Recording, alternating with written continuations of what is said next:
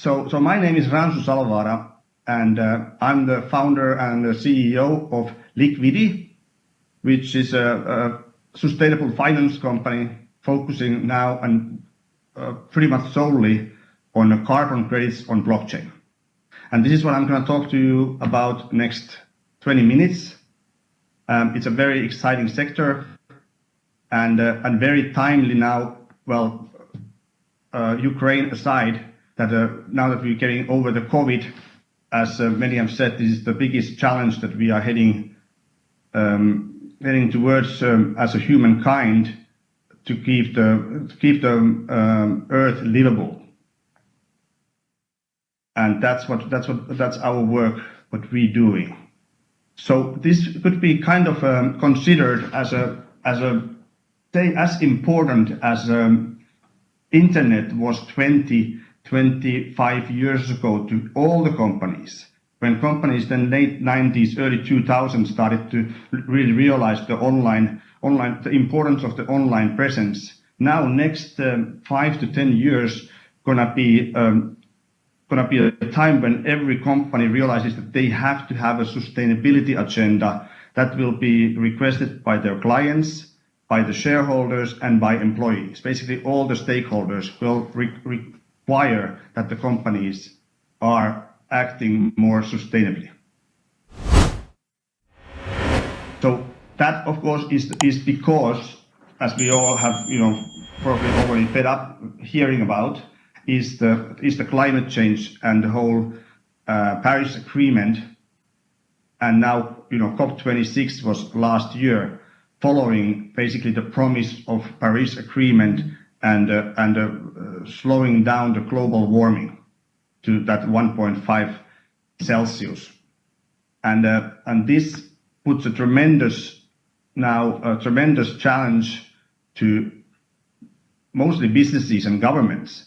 But we cannot now wait here for governments to check every 5 to 10 years that where are they in evolving on their sustainability agenda. It's pretty much for individual kind of business leaders and leading companies, and then rest of the companies to follow up on that, to take a lead on this one. And this year really will be the year of carbon awareness and carbon credits and whole offsetting your footprint. And it's number 2 on Fred Wilson's this year's kind of the top themes was a whole carbon offsetting. Then Bill Gates wrote a fantastic book, How to Avoid a Climate Disaster, around Christmas time, came out around Christmas time. Very, very much worth reading, and he's putting now billions and billions on different kind of solutions to avoid the climate change. And of course, Elon Musk has done a lot for that now by introducing electric cars to the wider audience and becoming the most valuable car company in the world. And that is individual transport is one of the biggest polluters that is out there. So this is very much now in ears and eyes of the leadership of the tech world. So an exciting part here is that what people have already done about it, and it's really that Microsoft, Google, and Tesla kind of companies, as well as Stripe, and then good bunch of blockchain companies. They have all now taken a kind of their own initiatives, massive initiatives on this sector by starting to offset not just their today's actions, but offset their history. Like Google was founded in 1996, and they are now basically erasing their carbon footprint all the way back to their founding. So they really, these companies really want to be all renewable energy, and then the carbon footprint that there is left with all the actions that they do with their headquarters and their employees and their travels and especially server farms, which have quite a big carbon footprint. They all have kind of pieces that they are filling now with with their sustainability plans. And just to give you a little bit more then background on and understanding of the carbon market. So carbon offset, carbon credit, sometimes the regulated ones are allowances.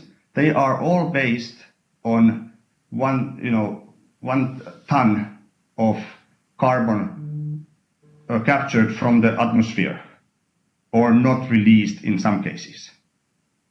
So that's the basic measurement. That's a global measurement. There's no other that 1 ton of carbon is always the same.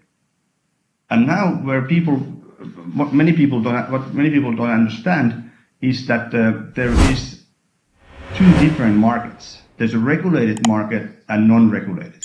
And right now we at Likvidi, we are focusing on voluntary market, which is non-regulated, because then we don't have to work with all the financial market regulations that I have done before, working as a co-founder and CEO of Token Market, where we did 30 ICOs, and then when I launched the Bitcoin ETI to 5 years ago to Frankfurt Stock Exchange, and ever since I've always worked on the regulated market. And that, as many of on our audience knows, it's a tricky market. So that's why I'm excited now to be able to work on outside of the financial regulations on this voluntary carbon market. And on the regulated side, then if you talk about that a little bit, this is exactly what then all the oil companies, airlines, Volkswagen, other car manufacturers, Michelin, Goodyear, tire companies, steel manufacturers, aluminium manufacturers, and power plants, they go under this regulated market where then the governments, through EU regulations, give about 10,000 companies in Europe, and I think it's another 2,000 companies in America, which are the primary market of this regulated carbon kind of caps. Then they get from the government the carbon basically rights to pollute. And then when they don't need those all that pollution, let's say that we have a Total on the one side and Shell on the other side. Shell invests aggressively on wind and solar, and then Total does nothing except continues polluting. Then in the end of the year, when they look at their carbon numbers, they realize, okay, Total went way over and Shell is below the cap, and therefore then Shell can sell their allowances that they didn't need to Total. And this method is basically how, until last year, Tesla made money year over year so they didn't make money until last year on the cars. They made until then money on selling their allowances. Very interesting. So voluntary market is then for the companies who wants to be market leaders and known for their good global citizenship. That means that they don't have to, like Microsoft doesn't have to comply any renewable energy and other steps and buying carbon credits, but they want to do it. And that is the way that pretty much everyone on this conference, their businesses should evolve. That you want to take these steps towards having a carbon neutral ratio of carbon footprint type of a company. And that one is now then possible with the carbon credits. This carbon credit market that I'm talking about here, that was probably new to many of you, it's an exciting beginning. As we have talked, 2021 it was just 1 billion. Now this year it's going to be 10 billion, and in the end of actually 2030. is already what Carney says is 100 billion. And then McKinsey says 2050. But the market growth will be there massive, and it will include both. It will be that the demand for carbon credits will grow massively, and also the price of carbon credits will grow. So this is a special market that grows on both, that the value goes up while the market size goes up. And not like for example, cell phone market where the price of the cell phones goes down as the market goes bigger. And therefore then, so our big focus has been over the past months and launching now this year is basically full-on carbon platform on blockchain, on Avalanche blockchain, where you can manage the whole life cycle of carbon credits. So this means that we have a platform now launching in May that enables us and our clients as well and partners to mint carbon credits that we take from the different carbon credit registries, and we have worked on with forest owners and farm owners. So our carbon credits are very much nature-based, and now we are then putting them into the internationally recognized carbon credit verification registries like Vera, and then from there, using a bridge, we are then putting them on chain and minting them. And the first ones will be on Avalanche blockchain in few weeks, our test punch, and then the more will come to the spring, not just with our branding, but with others as well. And then the important part, and why I'm now talking about blockchain being a great solution here, is the fact that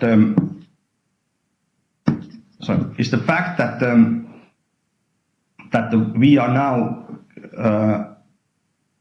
now that capable of offsetting carbon on blockchain. That means that we are basically burning those tokens. We are then trying to burning those tokens on a blockchain, and that enables one of the biggest problems historically on carbon credits has been that there has been so much double accounting, and that has been causing companies not to trust the carbon credits.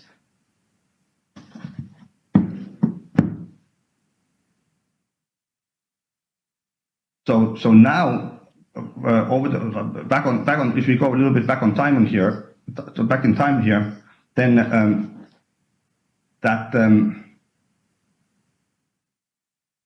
starting early 2000s when carbon credits started, voluntary carbon credits started, it's been counted that as much as 70-80% of Chinese carbon credits were fakes, either complete fakes or based on a double accounting.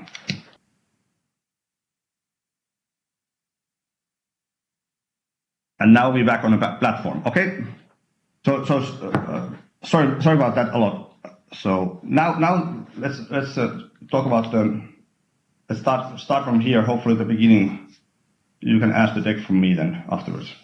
So going on the benefits of the blockchain. Now, so this is the one sector where we can really now say that the carbon. One sector where we can really say that the blockchain is no doubt beneficial, because here is a market of carbon credits and sustainable finance where we have to have two kind of information side by side. We have to have a financial information and we have to have a sustainability information. We have to have a history of a carbon of the carbon, like where it was captured.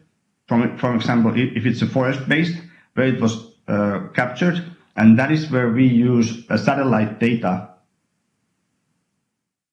and so we can give actual coordinates and put the coordinates on a token that tells that this carbon was captured exactly on this location. Then we can put when it was captured, where it was captured, and most importantly, as I was saying before this tech clinch, I realized the tech clinch, that importantly, it was also then is that when it is retired. And this double accounting and double spending it's more correctly double spending, has been a massive issue on a sector, as I was saying, that 70-80% of Chinese have been either fakes, or then they have been just using same carbon grades over and over again and really never retiring them. And in our case, the retiring or burning the tokens means that that's the final owner of it, who then retires it for their benefit and offsetting their carbon footprint. So that's an important part of the platform, to clearly be able to retire the carbon credits, and retire the carbon credits also from that official registry that is then managed by Verra or Gold Standard or American Carbon Registry, for example. And because of that, we are then building our own blockchain scanner that will be called Carbon Credit Scanner.com, and that will be then launching these next coming months as well, and that will be easy to read Etherscan for carbon credits. So anyone who then holds tokenized carbon credits can then go to that simple page and basically see, even with the map, and see the map and everything on where so anyone who then holds tokenized carbon credits can then go to that simple page and basically see, even with the map, and see the map and everything on where the carbon credit was captured. Is it still active or is it retired?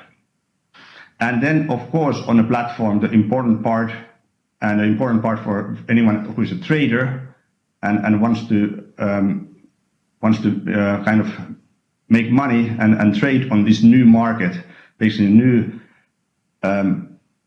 real world items on a blockchain, that is then our carbon DEX.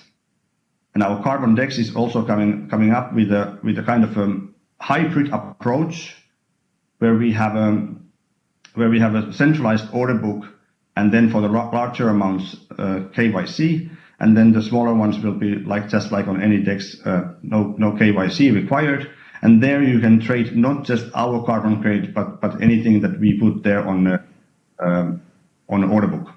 So we are looking forward to have, by the end of this year, probably tens of different kinds of carbon credits there, and quite a lot of trading where people want to speculate on carbon markets ups and downs.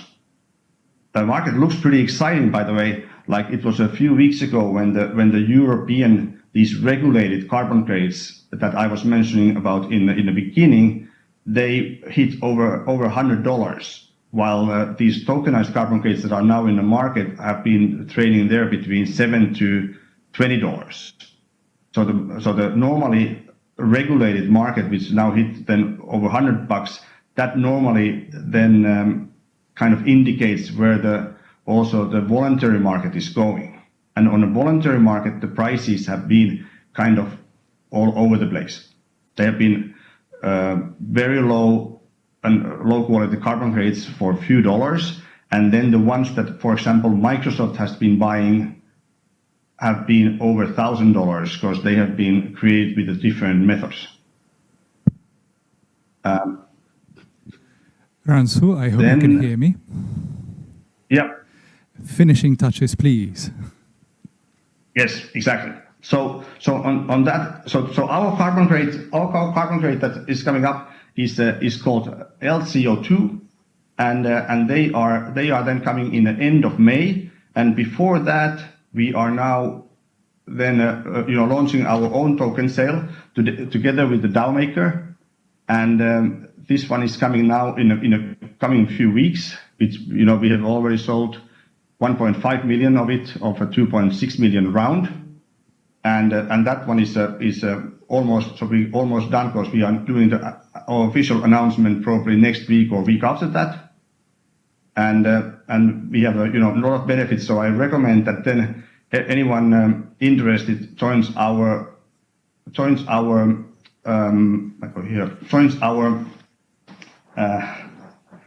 Telegram and talks more with us on an interest of either net zero in their company, or then talking about LIKK tokens or anything related to carbon credits. And I'm very sorry about the glitch in the beginning of the presentation. But hey, thanks for having me.